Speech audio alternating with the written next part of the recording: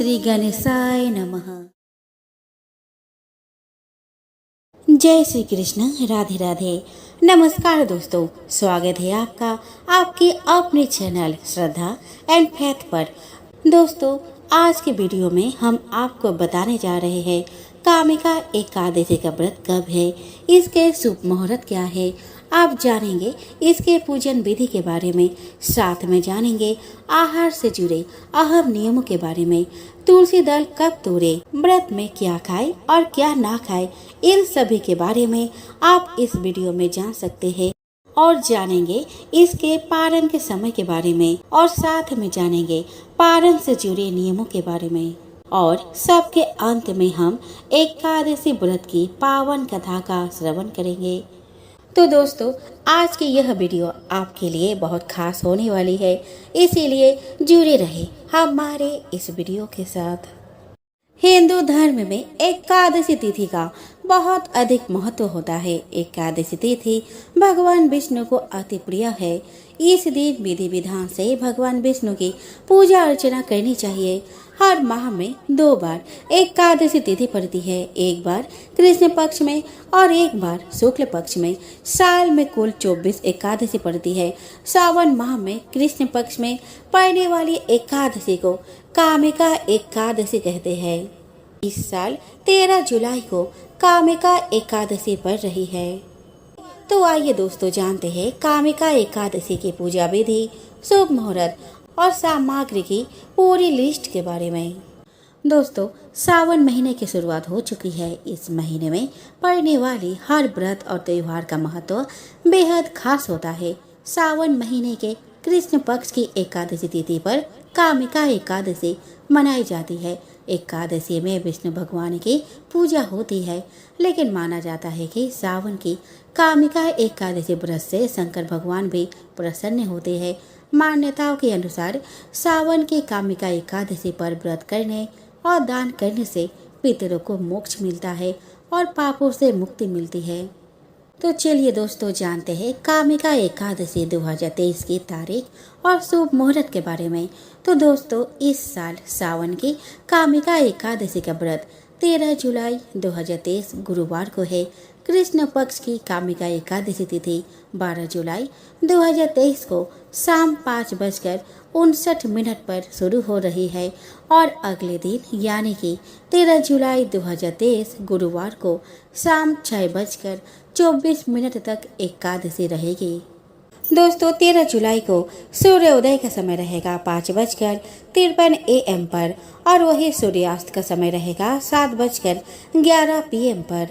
राहु काल का समय रहेगा 2:12 PM से 3:52 PM तक।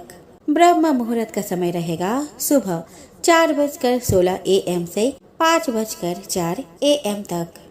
कामिका एकादशी व्रत का पारण शुक्रवार 14 जुलाई 2023 को सुबह 5:32 के बाद करना है।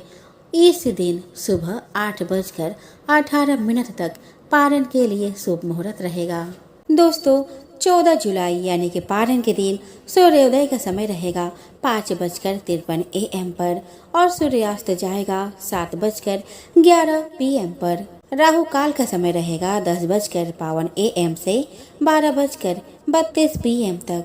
ब्रह्म मुहूर्त का समय रहेगा 4:17 AM से 5:05 AM तक। एकादशी के पारण से पहले आपको ब्राह्मणों को भोजन कराना चाहिए और उसके बाद खुद भोजन करना चाहिए। पारण के वक्त एकदम सात्विक भोजन करें। इस भोजन में लहसुन, प्याज या फिर मांस मछली को शामिल नहीं करना चाहिए। इसके साथ ही यह भोजन शुद्ध घी में पका होना चाहिए। पारण के भोजन में सरसों तेल का इस्तेमाल नहीं किया जाता है। एकादशी व्रत के दिन अनाज का सेवन नहीं करना चाहिए। आप फलाहार कर सकते हैं। फल के अलावा दूध, दही और अन्य फलाहार जैसे साबूदाना, सिंघारे का आटा आदि से अपने लिए फलाहार तैयार कर सकते हैं। दोस्तों, एकादशी व्रत के नियम का ध्यान रखना जितना जरूरी है उतना ही आवश्यक पारण समय का ध्यान रखना है।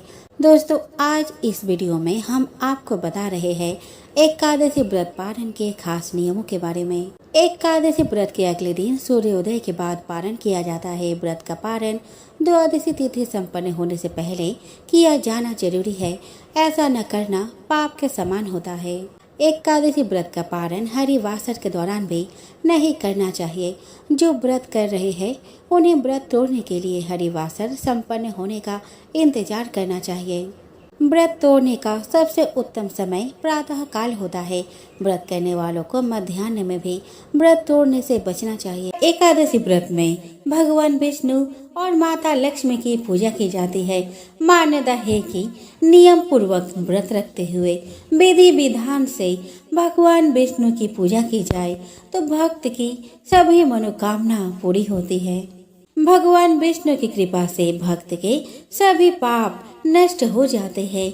सुख समृद्धि में वृद्धि होती है। भक्तों को विष्णु भगवान की पूजा में इन पूजन सामग्रियों का उपयोग जरूर करना चाहिए। ये पूजन सामग्री है तो दोस्तों श्री विष्णु जी का चित्र अथवा मूर्ति, पुष्प, नारियल, सुपारी, फल, लौंग, धूप, दीप, घी, पंचामृत, अक्षत, तुलसी दल, चंदन, मिष्टान। चलिए दोस्तों अब जान लेते हैं कामिका एकादशी की पूजन विधि के बारे में। तो दोस्तों सुबह जल्दी उठकर स्नान आदि से निवृत्त हो जाए। घर के मंदिर में दीप प्रज्वलित करें। भगवान विष्णु का गंगा जल से अभिषेक करें। भगवान विष्णु को पुष्प और तुलसी दल अर्पित करें। अगर संभव हो तो इस दिन व्रत भी रखे। भगवान की आरती करें। भगवान को भोग लगाए। इस बात का विशेष ध्यान रखिए कि भगवान को सिर्फ सात्विक चीजों का भोग लगाया जाता है। भगवान विष्णु के भोग में तुलसी को जरूर शामिल करें। ऐसा माना जाता है कि बिना तुलसी के भगवान विष्णु भोग ग्रहण नहीं करते हैं। इस पावन दिन भगवान विष्णु के साथ ही माता लक्ष्मी की पूजा भी करें। इस दिन भगवान का अधिक से अधिक ध्यान करें। एकादशी व्रत करने वालों को दशमी के दिन से ही तामसिक वस्तुओं का सेवन नहीं करना चाहिए। एकादशी व्रत का पारण तुलसी पत्र के साथ करना चाहिए। एकादशी व्रत के दिन चावल नहीं खाना चाहिए। एकादशी व्रत के दिन किसी भी तरह के नशीले पदार्थ का सेवन नहीं करना चाहिए। एकादशी व्रत के पारण के दिन हमेशा ध्यान रखें कि सात्विक भोजन ही करें। मूली, बैंगन, मसूर दाल, लहसुन, प्याज भोजन में भूल कर भी नहीं करना चाहिए। एकादशी व्रत का पारण सूर्योदय के बाद ही करना चाहिए। रात्रि को पूर्ण ब्रह्मचर्य का पालन करें और भोग विलास से दूर रहना चाहिए। एकादशी व्रत के दिन स्नान करके गीता का पाठ करना चाहिए। चलिए अब जान लेते हैं एकादशी व्रत में क्या खाए और क्या ना खाए। एकादशी व्रत में शकरकंद, कद्दू, आलू, साबूदाना, नारियल, काली मिर्च, सेंधा नमक, दूध, बादाम, अदरक, चीनी आदि फलहार के रूप में खा सकते हैं।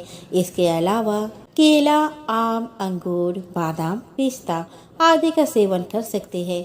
वही एकादशी का उपवास रखने वालों को दशमी के दिन से ही मांस, लहसुन, प्याज, मसूर की दाल आदि नहीं खाना चाहिए। इसके अलावा इस दिन व्रतधारी व्यक्ति को गाजर, जौ, बैंगन, सेमफली, सलजम, पालक, गोभी इत्यादि का सेवन नहीं करना चाहिए। तुलसी में देवता के सार है। तुलसी सागर मंथन से निकली थी। इस दिन श्री हरि को तुलसी पत्र चढ़ाने का विशेष महत्व है, लेकिन इस पौधे से पत्तियां तोड़ना और प्रभु को चढ़ाने के लिए भी अलग विधान है। ऐसे में मालूम होना जरूरी है कि तुलसी का प्रयोग कब और कैसे करना है, साथ ही किन किन तिथियों और परिस्थितियों में तुलसी को तोड़ना वर्जित है। ग्रहण के समय तुलसी की पत्ती चीजों को शुद्ध करने में प्रयोग होती है, मगर चंद्र ग्रहण और सूर्य ग्रहण में तुलसी तोड़ना वर्जित है। दिनों की बात करें तो रविवार और मंगलवार को तुलसी पत्र तोड़ना निषेध है। एकादशी, द्वादशी और संक्रांति के दिन भी तुलसी नहीं तोड़नी चाहिए। बिना स्नान तोड़ी गई तुलसी को ईश्वर भोग में स्वीकार नहीं करते। ऐसे में स्नान के बाद ही तुलसी पत्र तोड़ना चाहिए। सोहर और सूतक यानी बच्चे के जन्म और किसी की मृत्यु होने पर भी परिवार के लोग तुलसी नहीं तोड़ सकते। तुलसी निरंतर बढ़ती रहे, इसको ध्यान में रखकर तुलसी तोड़ने का विधान बनाया गया है। पत्ती तोड़ने के बजाय पौधे के आगे के हिस्से यानी तुलसी दल तोड़ने चाहिए। ऐसा करने से पौधा तेजी से बढ़ता है। तुलसी दल के साथ मंजरी भी तोड़ लेनी चाहिए। ऐसा तुलसी दल विष्णु जी को बहुत पसंद है। इसके पीछे भी पौधे का विकास छिपा है। अब आप मंजरी के साथ तुलसी दल तोड़ते हैं तो मंजरी के बीज खुद ब खुद टूटकर मिट्टी में गिर जाते हैं और उनसे नए पौधे निकल आते हैं। तो दोस्तों, विष्णु के प्रिय एकादशी और रविवार को जब आप तुलसी नहीं तोड़ सकते तो उनको अर्पित कैसे करेंगे? इस सवाल का जवाब यह है कि तुलसी पूरे 11 दिन तक गंगा जल से धोकर कभी भी विष्णु जी को अर्पित किया जा सकता है। इस दौरान उसे बासी नहीं माना जाता। शास्त्रों में बताया गया है कि तुलसी के पत्ते तोड़ने से पहले हाथ जोड़कर प्रार्थना करनी चाहिए। इस बात का भी ध्यान रखें कि पत्तियों को नाखून के सहायता से न तोड़े। दोस्तों, तुलसी के पत्ते तोड़ने से पहले इन मंत्रों का जाप करें। ओम सुभद्राय नमः, ओम सुप्रभाय नमः, मातस्तुलसी गोविंद हृदयानंद कारिणी नारायणस्य पूजार्थ चिनोमि त्वां नमस्तुते। तो आइए दोस्तों जानते हैं कामिका एकादशी के महत्व के बारे में। तो दोस्तों, अर्जुन ने कहा कि हे प्रभु, मैंने आषाढ़ माह के शुक्ल पक्ष की देवसेनी एकादशी का सविस्तार वर्णन सुना। अब आप मुझे श्रावण माह के कृष्ण पक्ष की एकादशी की कथा सुनाने की कृपा करें। इस एकादशी का क्या नाम है, इसकी विधि क्या है, इसमें किस देवता का पूजा होता है, इसका उपवास करने से मनुष्य को किस फल की प्राप्ति होती है। भगवान श्री कृष्ण ने कहा कि हे श्रेष्ठ धनुर्धर, मैं श्रावण माह के पवित्र एकादशी की कथा सुनाता हूँ। ध्यान पूर्वक श्रवण करो। एक बार एक एकादशी के पावन कथा को भीष्म पितामह ने लोकहित के लिए नारद जी से कहा था। एक समय नारद जी ने कहा कि हे पितामह, आज मेरी श्रावण के कृष्ण पक्ष की एकादशी की कथा सुनने की इच्छा है, अतः आप इस एकादशी की व्रत कथा विधान सहित सुनाइए। नारद जी की इच्छा को सुन पितामह भीष्म ने कहा कि हे नारद जी, आपने बहुत ही सुंदर प्रस्ताव किया है। अब आप बहुत ध्यान पूर्वक इसे श्रवण कीजिए। श्रावण माह के कृष्ण पक्ष की एकादशी का नाम कामिका एकादशी है। इस एकादशी की कथा सुनने मात्र से ही वाजपेयी यज्ञ के फल की प्राप्ति होती है। कामिका एकादशी के उपवास से शंख चक्र गदाधारी भगवान विष्णु का पूजन होता है। जो मनुष्य इस एकादशी को धूप दीप नैवेद्य आदि से भगवान विष्णु की पूजा करते हैं, उन्हें गंगा स्नान के फल से भी उत्तम फल की प्राप्ति होती है। सूर्य ग्रहण और चंद्र ग्रहण में केदार और कुरुक्षेत्र में स्नान करने से जिस पुण्य की प्राप्ति होती है, वह पुण्य कामिका एकादशी के दिन भगवान विष्णु की भक्ति पूर्वक पूजा करने से प्राप्त हो जाता है। भगवान विष्णु की श्रावण माह में भक्ति पूर्वक पूजा करने का फल समुद्र और वन सहित पृथ्वी दान करने के फल से भी ज्यादा होता है। व्यतिपात में गंडकी नदी में स्नान करने से जो फल प्राप्त होता है, वह फल भगवान की पूजा करने से मिल जाता है। संसार में भगवान की पूजा का फल सबसे ज्यादा है, अतः भक्ति पूर्वक भगवान की पूजा ना बन सके तो श्रावण माह के कृष्ण पक्ष की कामिका एकादशी का उपवास करना चाहिए। आभूषणों से युक्त बछड़ा सहित गौदान करने से जो फल प्राप्त होता है, वह फल कामिका एकादशी उपवास से मिल जाता है। जो उत्तम द्विज श्रावण माह के कृष्ण पक्ष की कामिका एकादशी का उपवास करते हैं तथा भगवान विष्णु का पूजन करते हैं, उनसे सभी देव नाग किन्नर पितृ आदि की पूजा हो जाती है। इसलिए पाप से डरने वाले व्यक्तियों को विधि विधान सहित इस उपवास को करना चाहिए। संसार सागर तथा पापों में फंसे हुए मनुष्य को इनसे मुक्ति के लिए कामिका एकादशी का व्रत करना चाहिए। कामिका एकादशी के उपवास से भी पाप नष्ट हो जाते हैं। संसार में इससे अधिक पापों को नष्ट करने वाला कोई और उपाय नहीं है।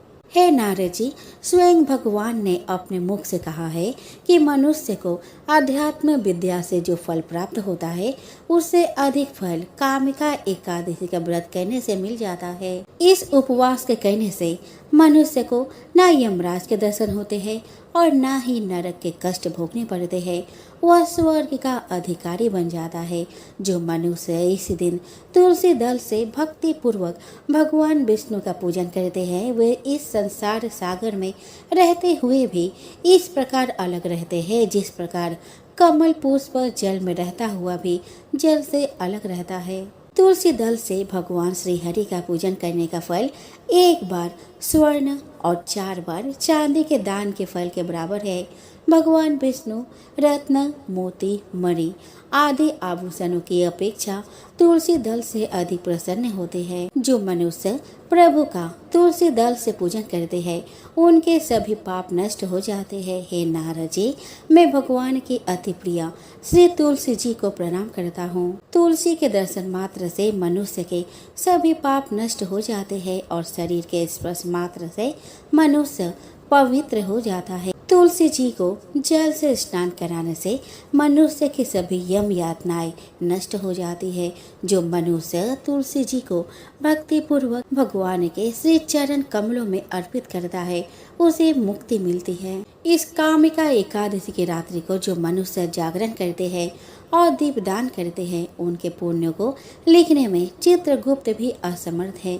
एकादशी के दिन जो मनुष्य भगवान के सामने दीपक जलाते हैं उनके पितर स्वर्ग लोक में अमृत का पान करते हैं। भगवान के सामने जो मनुष्य घी या तिल के तेल का दीपक जलाते हैं उनको सूर्य लोक में भी सहस्त्र दीपकों का प्रकाश मिलता है। चलिए दोस्तों, अब सुनते हैं कामिका एकादशी की व्रत कथा के बारे में। तो दोस्तों, एक गांव में एक वीर क्षत्रिय रहता था। एक ही दिन किसी कारणवश उसकी ब्राह्मण से हाथापाई हो गई और ब्राह्मण की मृत्यु हो गई। अपने हाथों मारे गए ब्राह्मण की क्रिया उस क्षत्रिय ने करनी चाहिए, परंतु पंडितों ने उसे क्रिया में शामिल होने से मना कर दिया। ब्राह्मणों ने बताया कि तुम पर ब्रह्म हत्या का दोष है, पहले प्रायश्चित कर इस पाप से मुक्त हो, तब हम तुम्हारे घर भोजन करेंगे। इस पर क्षत्रिय ने पूछा कि इस पाप से मुक्त होने के क्या उपाय है। तब ब्राह्मणों ने बताया कि श्रावण माह के कृष्ण पक्ष की एकादशी को भक्ति भाव से भगवान श्रीधर का व्रत एवं पूजन कर ब्राह्मणों को भोजन कराकर सद श्रीना के साथ आशीर्वाद प्राप्त करने से इस पाप से मुक्ति मिलेगी। पंडितों के बताए हुए तरीकों पर व्रत करने वाली रात में भगवान श्रीधर ने क्षत्रिय को दर्शन देकर कहा कि तुम्हें ब्रह्म हत्या के पाप से मुक्ति मिल गई है। इस व्रत के करने से ब्रह्म हत्या आदि के सभी पाप नष्ट हो जाते हैं और यह लोक में सुख भोग कर प्राणी अंत में विष्णु लोक को जाते हैं। इस कामिका एकादशी के महात्म्य के श्रवण व पठन से मनुष्य स्वर्ग लोक को प्राप्त करते हैं। तो प्रेम से बोलो जय श्री हरि।